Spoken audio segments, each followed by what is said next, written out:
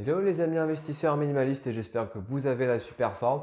Aujourd'hui, on va parler des 6 règles sur l'argent, 6 règles qu'il est important de connaître et aussi de maîtriser par la même occasion parce que c'est ce qui va vous permettre de décoller financièrement et surtout d'atteindre vos objectifs qui vous sont propres. Donc avant de commencer cette vidéo, n'oubliez pas de vous abonner à cette chaîne pour être tenu au courant des dernières vidéos. On parle argent librement, on parle d'investissement, on parle aussi de minimalisme financier, comment gérer son budget, comment arrêter d'acheter des conneries. Plein de sujets comme ça divers et variés qui vous feront plaisir, j'imagine. Donc pourquoi ces règles sur l'argent? Pourquoi c'est important de définir des règles? Parce que l'argent, c'est enseigné nulle part. Donc quand vous allez à l'école, quand vous allez en maternelle, à la primaire, au collège, au lycée, même à l'université, à part quelques spécialités où on parle vraiment d'argent, eh bien, on ne nous apprend jamais vraiment à gérer notre argent de manière optimale. On va jamais nous apprendre ce que c'est un fonds de sécurité. On va pas nous apprendre ce que c'est par exemple des intérêts comment dire, credit card payments, des agios. On va pas nous dire comment c'est calculé. On va pas nous montrer que ça peut être dangereux d'avoir plusieurs crédits à la consommation, d'acheter des choses à crédit. Même si tu achètes ta résidence principale, comment est-ce qu'on peut faire pour ne pas avoir trop de down payment, de remboursement mensuel? Plein de choses comme ça qui vont faire qu'on est assez démuni face à l'argent. Et quand on reçoit ses premiers salaires, ben, on a tendance à tout claquer.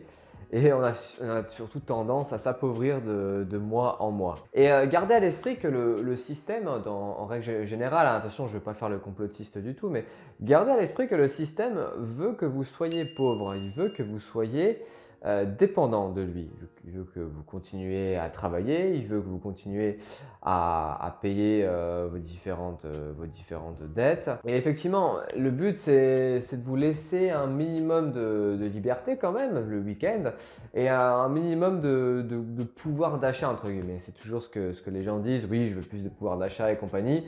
Mais gardez à l'esprit que le but du système, c'est de vous garder constamment sur le fil du rasoir. Donc pour sortir de ça et pour passer de fil du rasoir à largement, comment dire, à l'effervescence économique, comme on appelle ça, ou l'abondance financière, il faut des règles. C'est comme le code de la route, c'est comme dans la Constitution française, eh bien, tu as un ensemble de règles qui vont faire que la société va pouvoir fonctionner.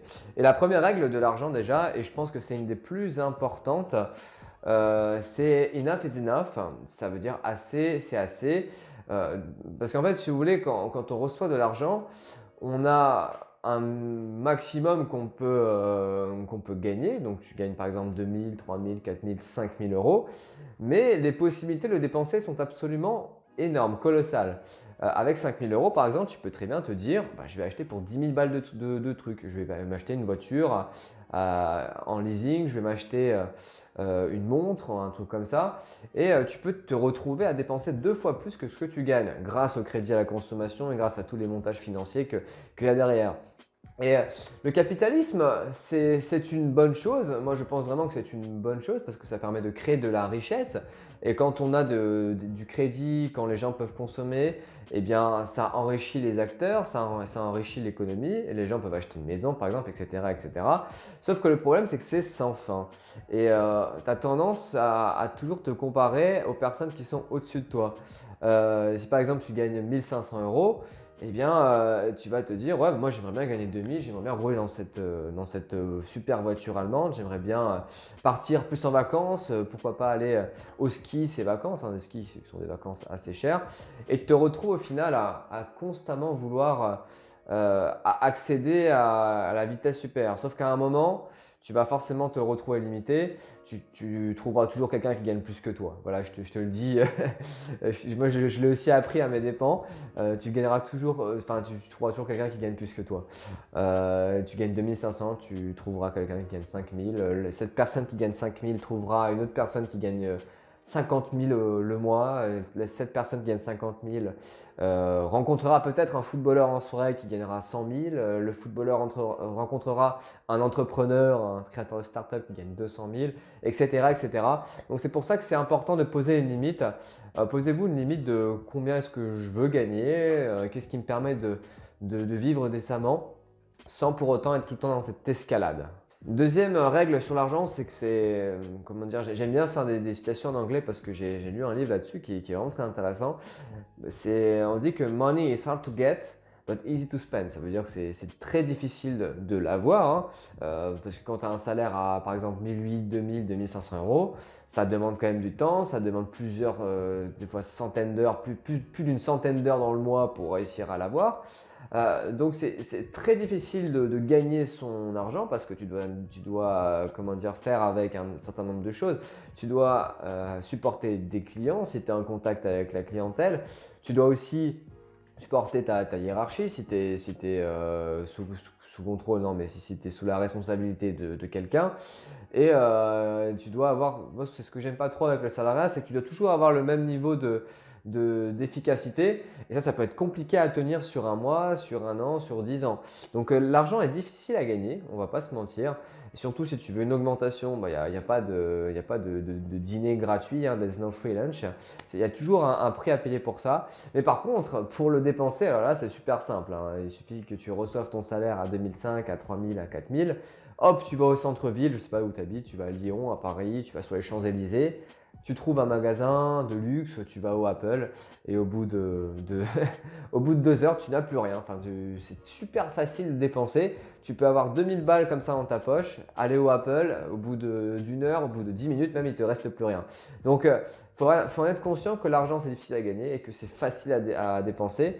Donc, moi, le conseil que je pourrais vous donner, et c'est un conseil que je m'applique également, c'est de directement me payer tout de suite. Je mets directement l'argent sur mon compte investissement et comme ça je ne suis pas tenté de le dépenser. C'est ce qui fait qu'au niveau du cash, j'ai toujours 400, 500 euros de cash pour mes dépenses courantes après le loyer payé.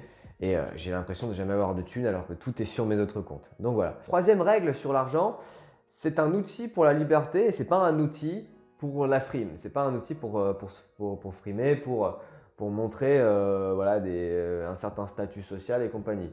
Certains ne sont pas d'accord avec moi, mais je pense que si on veut avoir une relation saine avec l'argent, il faut le voir d'une manière en mode liberté. Si par exemple, je prends un exemple, hein, mais si tu gagnes 3000 euros par mois de dividendes, eh bien, demande-toi combien d'heures ça te libère dans le mois. Ou bien si tu gagnes 3000 euros de dividendes par an, combien ça représente, combien de vacances tu peux prendre en plus. Moi, si je prends mon cas, je gagne entre 2000 et 4000 euros par mois. Donc ça dépend, je suis entrepreneur dans le tennis. Je suis coach, donc je n'ai pas tout le temps des grosses sources, des gros revenus. Mais il m'arrive d'avoir des gros revenus. Mais si je gagne 3000 euros dans l'année grâce aux dividendes, eh bien ça me permet de m'acheter un mois, voire même 2 mois, où je ne fais rien. Où je me dis, ben tiens, j'ai ces 3000 euros. Ces mois de juillet et d'août, bien si j'ai envie de me barrer au soleil ou si j'ai envie de ne rien faire, de me réveiller le matin, de faire du sport, de faire des tournois par exemple, ou d'aller dans une destination exotique, eh bien je peux le faire. Mais le but en fait, c'est pas d'utiliser ces 3000 euros pour acheter une Rolex ou ce genre de conneries. Déjà parce que ça me fait chier, je n'aime pas les montres, et en plus parce que ça ne m'achète pas la liberté. Et la liberté, c'est ce qu'il y a de plus, comment on appelle ça, valuable, c'est ce qu'il y a de plus précieux, bien au-delà de l'argent et compagnie. Tu peux gagner 15 000 balles par mois et être, comment dire, employé, machin, compagnie, être totalement prisonnier de ton travail. Mais tu peux gagner 800 euros par mois, avoir ta maison payée et faire ce que tu veux quand tu veux avec qui tu veux. Et ça, je pense que c'est la meilleure des richesses. Troisième règle sur l'argent qui est également très importante, c'est lentement mais sûrement. Pourquoi est-ce que je dis ça? À l'ère de l'information abondante sur la toile, eh bien, on a de plus en plus de possibilités pour faire de l'argent rapidement, entre guillemets. Ça avait commencé déjà avec les business internet déjà il y a 8-10 ans. Ensuite, on nous a parlé de crypto-monnaie, on nous a parlé d'enrichissement gratuit grâce à l'immobilier, alors que l'immobilier, c'est tout sauf gratuit, on ne va pas se mentir, il faut un apport, il faut une situation professionnelle, sinon tu ne fais rien. La bourse, pareil, ben, la bourse, c'est des crypto-monnaies en règle générale, c'est ce qui plaît bien aux personnes qui veulent gratter un ou deux billets rapidement. Mais gardez à l'esprit que la réussite financière, ça se fait dans le temps, ça se fait sur 20 ans, sur 30 ans. et que déjà si tu arrives à être millionnaire à 50 ans, eh bien c'est un exploit. Mais à 60 ans, si tu fais les choses tranquillement, eh bien, tu seras aussi millionnaire. Et c'est aussi un exploit d'ailleurs, parce qu'il y a très peu de personnes à 60 ans aujourd'hui qui arrivent à être millionnaires. Même si tu prends des célébrités comme Mike Tyson ou Charlie Sheen, eh bien c'est des mecs qui gagnaient plus de 100 000 dollars, 150 000 dollars le mois, mais qui, arrivés à la soixantaine, n'ont aucune économie de côté. Donc c'est pour ça que je suis très serein dans l'avenir. Je sais très bien qu'à 60 ans, bah, j'aurai ce capital, je serai limite millionnaire. Voilà, même si je m'en fiche un peu d'être millionnaire, mais le but c'est ça, c'est de faire les choses lentement. Privilégier des investissements simples, des investissements que vous comprenez, des investissements non spéculatifs, basés sur de vraies choses. Parce que le Bitcoin, pour moi, c'est basé sur rien du tout, même si c'est une technologie comment dire, très très très efficace pour l'anonymat notamment. Mais vaut mieux acheter des actions qui vont te prendre peut-être 8-10% par an, voilà, ce qui est très bien, plutôt que d'essayer de gratter du 100, du 1000% en un mois. Ça n'existe pas. L'argent facile n'existe pas. Et en parlant d'enrichissement lent, j'ai une anecdote que j'aime bien raconter à mes potes ou même à vous hein, sur cette chaîne. C'est l'histoire de Ronald Reagan, un Américain qui est décédé. Mais cet Américain, il a la particularité d'avoir amassé un pactole de plus de 8 millions de dollars à sa mort. Donc il avait peut-être 80 ans quand il est mort. Et ce mec, qu'est-ce qu'il a fait? Toute sa vie, bon, il faisait des petits boulots, rien de fou, hein. Il n'était pas banquier à Wall Street, il n'était pas chirurgien, plasticien ou je ne sais pas quoi. Il gagnait modestement sa vie, il vivait dans une ferme, une petite maison. Et il mettait 200, 300 dollars, un peu moins par mois en bourse sur ce qu'on appelle des blue chips. Les blue chips, en fait, c'est des entreprises qui ont un business model tellement solide, qui sont là depuis 50, depuis 100 ans et qui seront encore là dans 150 ans. Ce pas des entreprises où tu vas gagner 1500% par mois. C'est des entreprises qui vont te faire peut-être 1 ou 2% par mois, qui vont prendre 8-10%, qui vont augmenter leurs dividendes progressivement. Et si tu investis là-dessus, si tu en trouves ne serait-ce que 5, 10, eh bien à la retraite, tu es millionnaire grâce à ça. Et ce mec-là a fait ça toute sa vie. Puis là, il a amassé, il a amassé, il a amassé. Et à sa mort, il y a des huissiers qui sont venus forcément pour constater le décès, pour la transmission. Et ils ont découvert qu'il avait 8 millions de dollars comme ça sur son compte qui dormait. Donc encore un exemple du lentement mais sûrement. Cinquième règle, le cash, oui mais pas trop. Le cash, qu'est-ce que c'est en fait? Si on prend le cadre d'une entreprise, en fait c'est la trésorerie que vous avez sur votre compte. C'est l'argent qui est disponible immédiatement, donc que vous pouvez utiliser en fonds de sécurité. Mais ce que font la plupart des personnes, c'est qu'elles gardent une certaine somme sur leur compte courant, c'est ça le cash en fait, hein. Et le fonds de sécurité, il est sur un livret A ou sur un truc comme ça. Donc le fonds de sécurité, on n'en parle pas, mais c'est plus au niveau du compte courant. Et j'ai eu cette idée parce que l'autre jour, j'étais au restaurant avec un de mes potes et je regarde son compte courant et je vois, mais le gars, il avait peut-être 8000 balles en cash sur son compte courant. Il me dit oui, mais on ne sait jamais, machin, je peux avoir une dépense imprévue. Et là, je lui dis, mais ok, tu peux avoir une dépense imprévue, mais est-ce que tu as un fonds de sécurité? Il me dit oui, j'ai un fonds de sécurité de 8000. Et il avait quand même 8000 euros de cash en plus. Sauf que le problème de tout ça, c'est que c'est de l'argent qui dort. Et c'est comme dans les entreprises. L'idée, quand tu as une entreprise industrielle, que tu as des stocks, c'est d'avoir le moins de stock possible parce que ce stock-là, eh bien, il ne travaille pas, si tu veux. Il est dans ton entrepôt, il prend de la place, donc il te coûte de l'argent en termes de place. Tu dois payer des gens pour qu'ils s'en occupent, tu dois payer ta logistique qui va avec. Tu as aussi des denrées périssables, donc il faut faire attention parce qu'au bout de 2-3 semaines, tu peux ne plus pouvoir utiliser tes produits et les vendre. Donc le cash, il faut en avoir effectivement. Moi, je conseille d'avoir 3 mois de dépenses. Pourquoi 3 mois et pas 6 mois?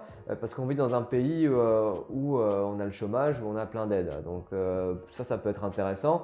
On peut le critiquer, on peut ne pas critiquer, mais pour moi, ça sert à rien d'avoir trop de fonds de sécurité ni trop de cash parce que de toute façon, après, si tu travailles et que tu te fais virer, tu as toujours les aides du gouvernement. Donc pour moi, c'est pas important. Donc ces 8000 euros de cash, qu'est-ce qu'il aurait pu en faire au lieu de les laisser sur son compte courant? Il aurait pu très bien se dire, écoute, ce cash-là, je le mets pour un apport immobilier, hein, parce que 8000 euros finalement, c'est limite un petit apport immobilier pour un studio dans une ville moyenne.